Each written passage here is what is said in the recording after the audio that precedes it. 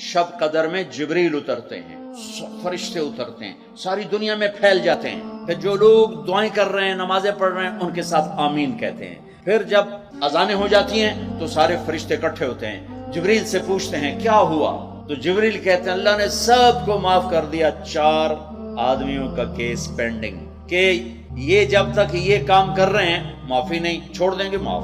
کہ کون ہے؟ شراب پینے والا، ماں باپ کا نافرمان، تیسرا رشتہ داروں سے لڑنے والا، عورت ہے یا مرد ہے، چوتھا کون ہے؟ کینہ رکھنے والا۔